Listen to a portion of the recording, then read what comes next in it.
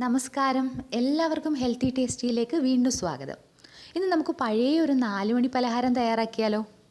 Bakery സാധനങ്ങളൊക്കെ വരുന്നതിന് മുമ്പ് നമ്മുടെ വീട്ടിലെ അമ്മയോ അമ്മൂമ്മയോ ഒക്കെ പെട്ടെന്ന് നമുക്ക് തയ്യാറാക്കി തന്നിരുന്ന ഒന്നാണ് അരി വറുത്ത് പൊടിച്ചത്. നല്ല ടേസ്റ്റാണ്. അപ്പോൾ ഇന്ന് നമുക്കിത് തയ്യാറാക്കാം. അപ്പോൾ ഞാൻ ഇതിനു വേണ്ടി എടുത്തിരിക്കുന്നത് കുത്തരിയാണ്. നമ്മൾ ചോറ് വെക്കാൻ ഉപയോഗിക്കുന്ന അരിയില്ലേ, അപ്പോൾ അത് കുറച്ച് എടുത്തിട്ടുണ്ട്. അത് നന്നായിട്ട് കഴുകി അതിൻ്റെ വെള്ളം ഒരുവിധം ഒന്ന് മാറിക്കഴിയുന്ന സമയത്ത് ഇത് നമുക്ക് ഒരു പാത്രത്തിലേക്ക് ഇട്ടിട്ട് നന്നായിട്ട് വറുത്തെടുക്കണം. ഒത്തിരി കരിഞ്ഞു പോകരുത്, നന്നായിട്ടൊന്ന് മൂത്ത് വന്നാൽ മതി. പണ്ടൊക്കെ നമ്മുടെ വീട്ടിലാണെങ്കിലും ഈ ബേക്കറി പലഹാരത്തേക്കാൾ കൂടുതൽ ഇതുപോലുള്ള നാടൻ സാധനങ്ങളൊക്കെ ആയിരുന്നു ചായയോടൊപ്പമൊക്കെ കഴിക്കാൻ കിട്ടിയിരുന്നത്. പെട്ടെന്ന് തയ്യാറാക്കാൻ പറ്റും. വീട്ടിൽ ചില സമയത്ത് ഇതുപോലെ അരി വറുത്ത് പൊടിച്ചതായിരിക്കും ചായയുടെ കൂടെ. അതേപോലെ തന്നെ നമ്മൾ ഈ ഉപ്പേരി ചീനിയില്ലേ, ഉപ്പേരി കപ്പ, അപ്പോൾ അത് വറുത്തിട്ട് അത് പൊടിച്ച് ഇതേപോലെ തയ്യാറാക്കും. അതും ഏകദേശം ഇതേപോലത്തെ ഒരു ടേസ്റ്റാണ്. തീ കുറച്ചിട്ടിട്ട് വേണം ഇത് വറുത്തെടുക്കാൻ. അല്ലെങ്കിൽ സ്റ്റീൽ പാത്രം അല്ലെങ്കിൽ വേറെ എന്തെങ്കിലും ഒരു പാത്രം ഉപയോഗിക്കുന്ന സമയത്ത് പെട്ടെന്ന് അടിവശം കരിഞ്ഞു പോകും. അതുപോലെ അരിയും പെട്ടെന്ന് അങ്ങ് കരിഞ്ഞു പോകാൻ സാധ്യതയുണ്ട്. അതുകൊണ്ട് തീ കുറച്ചിടാൻ ശ്രദ്ധിക്കണം. ഇതിപ്പോൾ മൂത്ത് തുടങ്ങിയിട്ടുണ്ട്. ഈ അരി നന്നായിട്ട് മൊരിഞ്ഞ് കിട്ടിയിട്ടുണ്ട്. ഇനി ഇതിൻ്റെ ചൂടൊന്ന് മാറാൻ വേണ്ടി കുറച്ച് സമയം വെക്കണം. അതിന് ശേഷമാണ് നമ്മളിത് പൊടിച്ചെടുക്കുന്നത്. അപ്പോൾ മറ്റൊരു പ്ലേറ്റിലേക്ക് ഇട്ടിട്ട് ഇതിൻ്റെ ചൂടൊന്ന് ആറാൻ വെക്കാം. അരി വറുത്ത് വെച്ചിരുന്നതിൻ്റെ ചൂടിപ്പോൾ നന്നായിട്ട് മാറിയിട്ടുണ്ട്. ഇനി ഇത് നമുക്ക് മിക്സിയിലേക്ക് ഇട്ടിട്ട് പൊടിച്ചെടുക്കാം.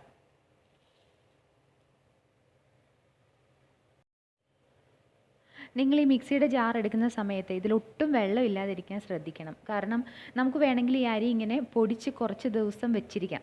ആവശ്യമുള്ള സമയത്ത് കുറച്ച് എടുത്തിട്ട് അതിലേക്ക് ബാക്കി ചേരുവകൾ കൂടി ചേർത്ത് പലഹാരം തയ്യാറാക്കിയെടുക്കാൻ പറ്റും. അതുകൊണ്ട് വെള്ളമില്ലാതെ വേണം മിക്സിയുടെ ജാർ എടുക്കാൻ. അതിലേക്ക് അരി ഇട്ടിട്ട് വേണം പൊടിച്ചെടുക്കാൻ. അരി നന്നായിട്ട് പൊടിച്ചെടുത്തിട്ടുണ്ട്. ഈ ഒരു രീതിയിൽ വേണം പൊടിച്ചെടുക്കാൻ. ഇതിൽ അരി ഇങ്ങനെ വലുതായിട്ട് കിടക്കരുത്, നന്നായിട്ട് പൊടിഞ്ഞു വരണം. എന്നാൽ കുറച്ച് തരികളൊക്കെ ഉണ്ടെങ്കിലും കുഴപ്പമൊന്നുമില്ല. അപ്പോൾ ഇനി ഇതിലേക്ക് നമുക്ക് ബാക്കി ചേരുവകളൊക്കെ ചേർക്കാം.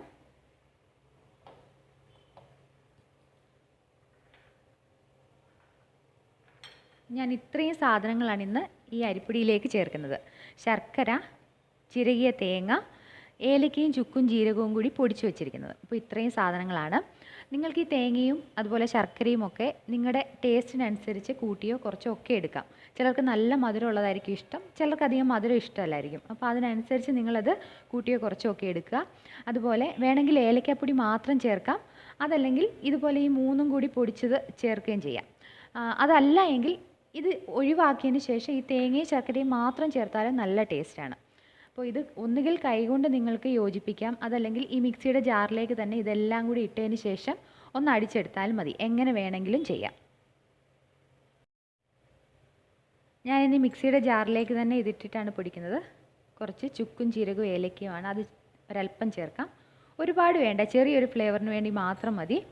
നിങ്ങൾക്ക് ഈ ശർക്കരയ്ക്ക് പകരം വേണമെങ്കിൽ പഞ്ചസാര എടുക്കാം. അപ്പോൾ പഞ്ചസാര ഒന്ന് പൊടിക്കുന്ന സമയത്ത് അതിലേക്ക് വേണമെങ്കിൽ 1-2 ഏലക്ക ചേർത്ത് ഒന്ന് പൊടിച്ചെടുത്താൽ മതി. തേങ്ങ ചേർക്കാം. ഇനി ശർക്കര ചേർക്കാം. ഇനി ഇതെല്ലാം കൂടി നന്നായിട്ടൊന്ന് അടിച്ചെടുക്കാം. ഇതാ നമ്മുടെ പഴയ ആ ഒരു ചായ പലഹാരം റെഡി ആയിട്ടുണ്ട്. നമുക്ക് പെട്ടെന്ന് തന്നെ തയ്യാറാക്കിയെടുക്കാം. അപ്പോൾ നമ്മുടെ വീട്ടിലെ കുഞ്ഞുങ്ങൾക്കൊക്കെ പണ്ടത്തെ നമ്മുടെ വീട്ടിലെ ആ ഒരു ടേസ്റ്റൊക്കെ ഒന്ന് മനസ്സിലാക്കി കൊടുക്കാൻ പറ്റിയ ഒരു റെസിപ്പിയാണ്. നമുക്ക് പെട്ടെന്ന് തന്നെ ഉണ്ടാക്കിയെടുക്കാനും പറ്റും. നമ്മളിത് മിക്സിയിൽ അടിച്ചത് കാരണം ആ തേങ്ങയുടെയൊക്കെ ഒരു ചെറിയ നനവുകൂടി ഇതിൽ വന്നിട്ടുണ്ട്. നല്ല അടിപൊളിയായിട്ട് നമുക്കിത് കിട്ടിയിട്ടുണ്ട്. അപ്പോൾ നിങ്ങളിത് തയ്യാറാക്കി നോക്കണം. അതിനുശേഷം അഭിപ്രായങ്ങൾ അറിയിക്കണം. മറ്റൊരു നല്ല വീഡിയോയുമായി ഞങ്ങൾ വീണ്ടും വരും. അതുവരെ നന്ദി, നമസ്കാരം.